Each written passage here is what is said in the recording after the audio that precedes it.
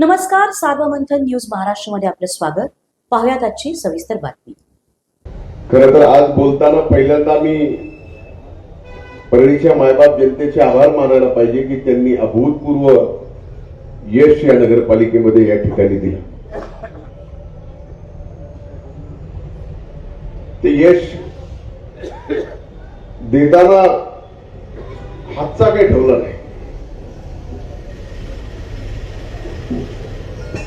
पण एक नक्की आहे की ही नगरपालिका 2012 पासून स्वाभाविक आपण सगळे 12 पासून चालवतो.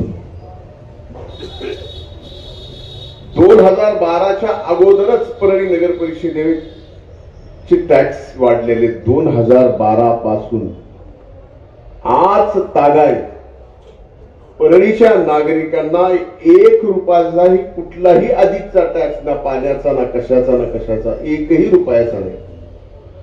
म्हणजे बघा, 13 वर्ष जे टॅक्स असेसमेंट व्हायला पाहिजे नगरपालिकेचं 4 वर्षाला, 13 वर्ष झालं केलं नाही. हे न करता परळीत आपण फार मोठे विकासाची कामही करून दाखवली. परळीत कुठल्याही अडचणी सार्वजनिक येऊ दिल्या नाही. मोठी कामही झाली, रस्त्याची कामं झाली. जिथं वस्त्या वाढल्या तिथं आणखी रस्त्याची मागणी आहे, तो भाग वेगळा. पण आता मात्र ह्या सगळ्या गोष्टीत विचार करताना आपल्याला परळीत जर अभूतपूर्व विकास करायचा असेल आणि खरंच परळी आपल्याला आपण जी स्वप्न परळीच्या मायबाप जनतेला दाखवली ती जर पूर्ण करायची असतील तर ह्या सगळ्या गोष्टी पण कराव्या लागणार. आज जनतेची मानसिकता ही आहे की ठीक आहे, एखादा रुपया टॅक्स वाढला नाही काय फरक पडणार नाही. जे टॅक्स देते, जे देत नाही त्यांनी दिला पाहिजे, जे देतात त्यांनी आगाव देण्यासाठी स्वतःची मानसिक तयारी करणं आवश्यक आहे. पण मला एक विश्वास आहे, हे सगळे बघितल्यानंतर यांच्या नेतृत्वाखाली मी आणि पंकजाताई वरून जेवढं काय देता येईल जेवढं तेवढं देऊ. सगळ्यात महत्वाचं, आज आपण सॅवरेज ट्रीटमेंट प्लांटचं काम फर्स्ट फेज उद्घाटनाच्या लेवलला आलंय. पाणी पुरवठ्याची सुधारित नवीन योजना आपण मंजुरीला पाठवतोय.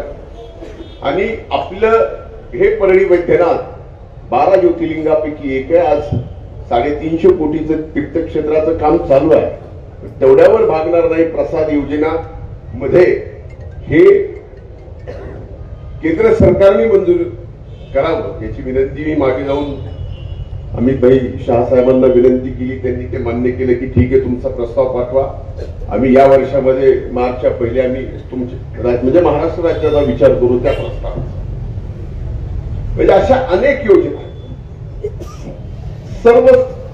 आता हे भाषण कसं करायचं नव्हतं, मी भैयाला सांगितलं होतं, पण भैया आज जरा त्याच्या चेहऱ्यावर बहिणीने पदभार घेतल्यानंतरचा एक म्हणजे तो जो आनंद असायला पाहिजे तो दिसत नाही.